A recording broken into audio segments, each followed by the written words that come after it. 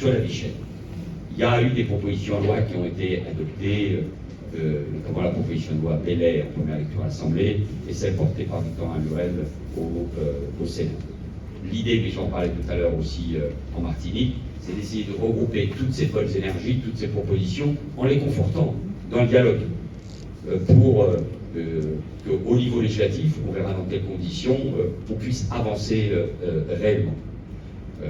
Et en parallèle, il faut avancer sur les questions fiscales et économiques. Je ne sais pas si ça s'appellera une loi Valls, je me méfie beaucoup de cela, mais en tout état de cause, il faut qu'on avance. Par exemple, c'est clair que sur l'octroi de mer, ça ne sera pas dans un texte de loi à vie chère.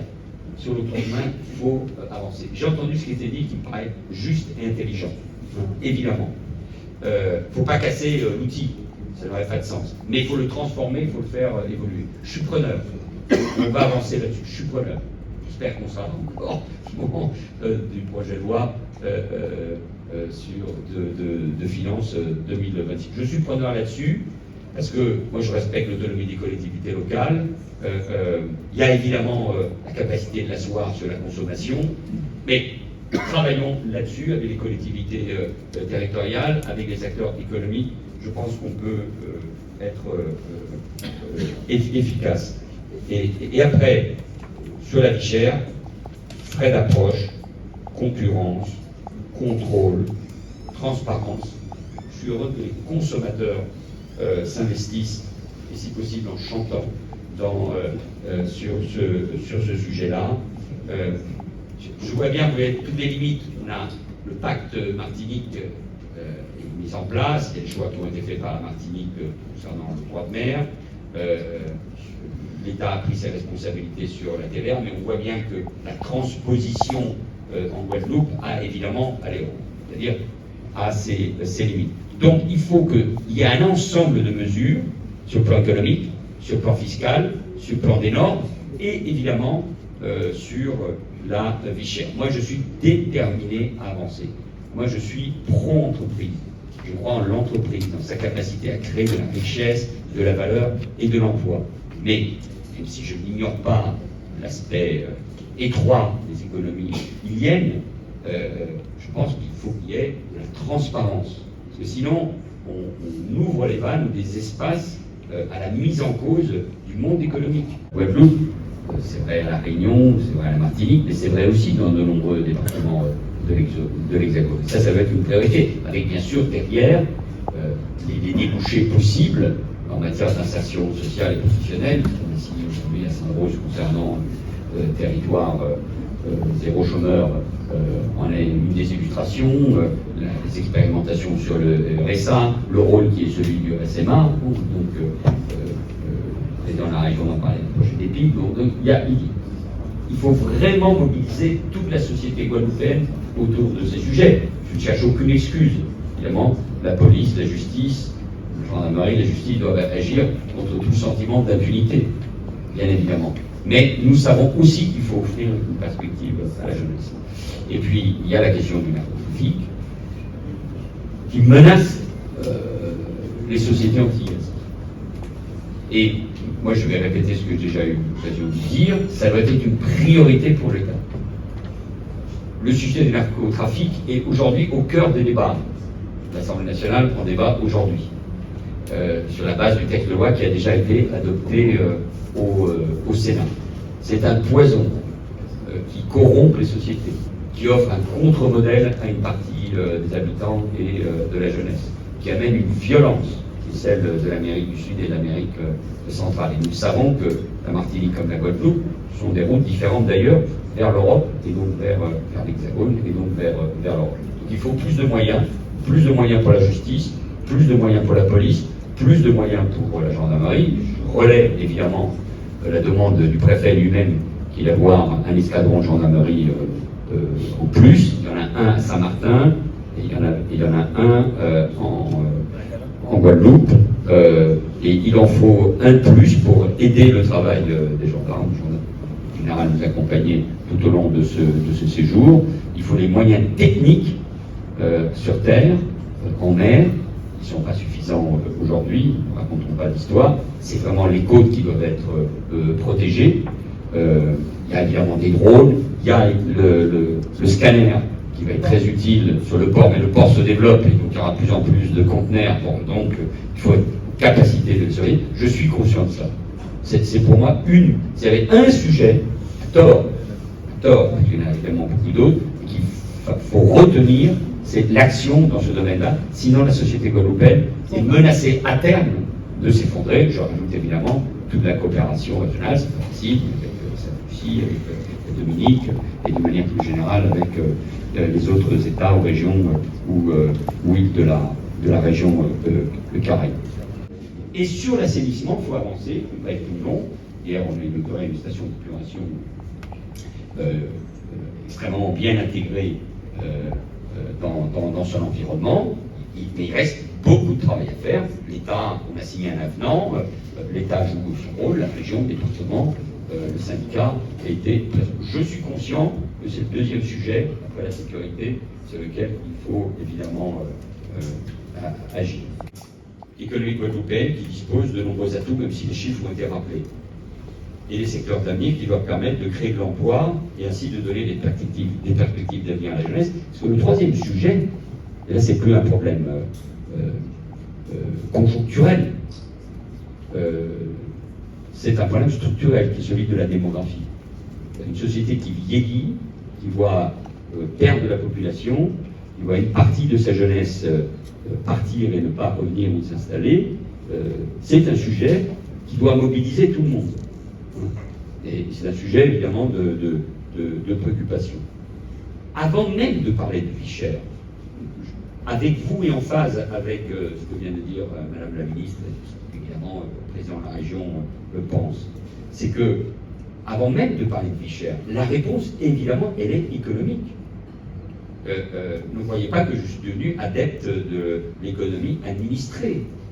Un papier de presse tout à fait sympathique qui disait on attendait beaucoup de M. Valls, mais parce que c'est un républicain, laïque, etc. Et puis c'est un social-libéral, parce qu'il a commencé avec Michel Rocard, ce que je confirme.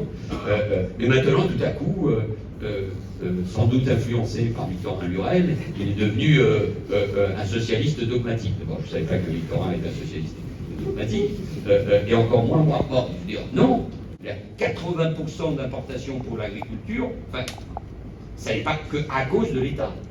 Donc ça veut dire que, et hier j'ai eu vraiment des acteurs économiques, je pense notamment au secteur de la banane, mais pas seulement, je leur disais, on vous demande pas l'argent, mais c'est vrai qu'il faut qu'on travaille sur les normes, sur les habilitations, sur la capacité de la Guadeloupe et d'une manière générale des Antilles françaises à se développer dans l'espace Caraïbe. Il y a évidemment un nombre d'absurdités. Vous avez pris un certain nombre d'exemples, Monsieur le Président du MEDEF. Il faut avancer sur la SAPAN. Il faut avancer. Alors, les parlementaires y travaillent, mon cabinet aussi, je suis preneur de propositions. Il faut qu'on avance sur ce sujet. Pas facile, hein. On en parlera en Martinique, parce que le sujet est là-bas. Mais il faut qu'on puisse avancer, parce que c'est vrai que là, vous avez mis le doigt sur un certain nombre de mesures concrètes qui doivent faire l'objet d'un certain nombre d'évolutions. Donc, il faut qu'on favorise la production locale, l'autonomie alimentaire quand on parle de l'agriculture, il faut qu'on dynamise les secteurs. Je pense qu'il y a toute une série de dossiers sur lesquels on peut avancer. Les énergies renouvelables, on en a parlé il y a un instant, notamment le siège d'EDF, le secteur des TIC, le tourisme durable et responsable. Moi, je suis heureux de voir que le groupe Accor revient, que le club Méditerranée investit de nouveau, qu'il y a en plus un tourisme, on va l'appeler familial et durable, qu'il faut continuer à développer, qu'il y a les croisiéristes, qu'il faut ouvrir la Guadeloupe et ses villes et ses communes à ces questions-là. Il faut donc continuer à travailler sur la question des sargasses, qui évidemment peut, notamment à Marie-Galante, mais ailleurs, représenter un frein. Bon, donc, ce que je veux vous dire, c'est que sur tous ces sujets-là, moi je mets ma feuille de route au service de cette renaissance économique pour vous permettre de tirer tout le parti du potentiel extraordinaire et des atouts de la Guadeloupe. Nous devons retravailler avec le préfet et les services de l'État sur les grandes priorités en termes de chantier. Il y en a quelques-unes. Il y a peut-être des choix à faire sur le plan financier, côté région, respectant toute l'autonomie, côté État. à ce stade, nous ne pouvons pas nous passer de commande publique. Donc, les dossiers qui sont importants, qui sont engagés, les infrastructures notamment, elles doivent aller jusqu'au bout. Et pour cela, il faut qu'il y ait un dialogue avec les services de l'État et les services de la région pour qu'on trouve le bon chemin. Hein. Pour que la région, qui a beaucoup investi, qui a beaucoup aidé les autres collectivités, ne se retrouve pas en difficulté. Donc, on va y travailler, Monsieur le Président, sur ce sujet. La crise de l'eau. J'ai déjà eu l'occasion de m'exprimer beaucoup depuis hier. Moi, je veux dire que je comprends ce que cela représente au quotidien pour les Guadeloupéens. Pour vous, ce n'est pas un sujet technique. L'impact sur la population est évidemment énorme. 80 000 personnes touchées chaque semaine par des tours d'eau, et récemment, 120 000 Guadeloupéens privés d'eau pendant 5 jours. Et le sentiment que ça n'avance pas. C'est inacceptable. Je voudrais... L'État ne se soustrait pas à ses responsabilités. Mais il y a des choix qui ont été faits. On ne peut pas dire, à juste titre, qu'il faut plus d'autonomie, plus de respect, plus de capacité d'action des collectivités et des élus, et en même temps être et rentrer dans ce jeu qui consiste, je suis très franc, à dire c'est l'État, c'est pas ce qui a été dit. Hein. L'État doit jouer son rôle, et nous le faisons. Le syndicat, pour ne pas citer, fait l'objet d'un contrat d'accompagnement qui a été renforcé depuis 2023. L'État est aux côtés du syndicat avec un soutien financier et technique, c'est ce qu'on appelle l'ingénierie. Il y a des experts de haut niveau 9 qui ont été mis à la disposition du syndicat par l'État. Chaque année, il y a une subvention de plus de 20 millions d'euros et la participation au plan pluriannuel d'investissement à hauteur de 83 millions d'euros pour l'État. L'Europe met 75 millions d'euros, le département, la région, les communes mettent de l'argent. Il y a de l'argent, 213 millions d'euros, mais il faut que ça fonctionne, il faut que ça marche. Et donc l'État, qui n'est pas dans la gouvernance, sera en soutien. Et le préfet a l'occasion, y compris de s'exprimer publiquement, de rencontrer régulièrement les élus. Et donc nous devons ensemble tenir les engagements qui lient le pacte A4 dans la gestion du syndicat. La gestion de l'eau n'est pas une compétence de l'État, mais des collectivités. Et je ne le dis pas pour mettre en cause les élus que je respecte, mais pour responsabiliser les élus. Même si, évidemment, nous allons les aider. Alors qu'est-ce qu'il faut faire? Je l'ai dit publiquement, donc je le répète ici. Le syndicat doit rétablir sa stabilité financière le plus vite possible. Pour cela, il faut des réformes sociales pour réduire les charges et donc le personnel. Il faut des changements au niveau de la direction. Il faudra que tout le monde soit solidaire dans cette affaire. Et il faut que ce plan se mette en place d'ici le 30 juin. Et les élus, ils le feront, devront en responsabilité défendre ces mesures pour éviter ou limiter tout mouvement social de repli. Mais le préfet ne laissera pas, comme nous l'avons connu il y a quelques semaines, des dégradations qui pèsent énormément, non seulement sur l'image de l'Europe, mais d'abord sur les Guadeloupéens. Le président Ferdi-Louisy, le président du département, le président de la région sont tous d'accord sur cette idée. Le président Louisy assumera, il me l'a dit, ses choix, donc nous l'aiderons et nous serons à ses côtés. Deuxièmement, les factures doivent être payées et les charges d'exploitation réduites.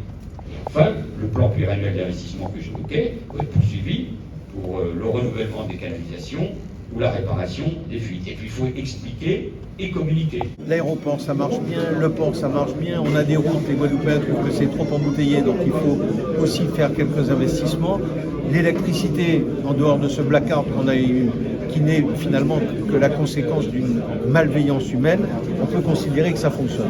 Donc on a des bases d'une économie saine. Et donc quel est notre problème? Trop dépendant de la commande publique pour le BTP, trop d'importations. Il faut que localement on produise plus, on transforme plus et qu'on soit moins dépendant. Ça vaut pour la pêche, ça vaut pour l'agriculture, ça vaut pour l'ensemble de tout ce qu'on pourrait produire ici et transformer au bénéfice de la population. Donc on a de bonnes bases. Maintenant, il faut qu'on règle des problèmes que l'on connaît, qui sont des problèmes que tout le monde connaît dans les autres pays. Et moi, je ne fais pas de partie de ceux qui disent tout va mal, on ne va pas s'en sortir. Je veux dire aux Guadeloupéens que nous avons des problèmes, mais que j'ai envie d'être résolument optimiste sur l'avenir du pays. Les pistes de travail, c'est très simple. Nous avons fait un communiqué sur la vie chère il y a maintenant un mois, signé par l'ensemble des organisations professionnelles. Et ce sont des pistes de travail qui sont concrètes et précises. Et nous souhaitons les partager avec le ministre des Outre-mer, qui nous a demandé de nous recevoir afin qu'on puisse mettre en place les problèmes liés à la vie chère, entre autres. Vous avez évoqué des pistes, un ou deux exemples? Redonner aux Antilles, redonner au monde, redonner aux Outre-mer. Ces prix export que nous avons perdus fin 80, début des années 90, qui variaient entre 15 et 20% de moins par rapport au prix d'achat qu'on a aujourd'hui. C'est pas normal qu'une voiture, la même voiture, et je le citais tout à l'heure, qui arrive à Saint-Martin, soit 15 à 20% moins cher de la part du constructeur par rapport à une voiture qui arrive en Guadeloupe. C'est pas normal, ça. Positivement. Il a eu un parcours ici pendant 2 jours, en abordant toutes les questions avec une belle et grande ouverture d'esprit. Il n'a pas esquivé les réponses, si je veux dire, courageuses sur la responsabilité des uns et des autres, en particulier des élus, mais également des citoyens, des consommateurs, et puis de l'État, des collectivités. Donc oui, c'est un discours responsable. On l'attendait sur la vie chère. C'est aujourd'hui une réunion des plus importantes de son séjour, même si il a réservé ses annonces pour la Martinique. Parce que c'est en Martinique qu'on a signé un protocole contre la vie chère, mais on voit déjà les grandes orientations. J'espère, et c'est ce qu'il a promis devant les membres du Parlement, Assemblée et Sénat, qu'il reprendra toutes les initiatives venant des élus, des consommateurs, des collectivités, et qu'il en fera une grande loi. Évidemment, il faut faire vite, puisqu'on ne sait pas si le gouvernement tiendra très longtemps. D'autant plus que j'ai bien entendu la déclaration du Premier ministre M. Baïgou sur l'âge de départ à 62 ans. Donc ça veut dire que le conclave est presque mort. Il faut voir. Et donc il doit faire vite.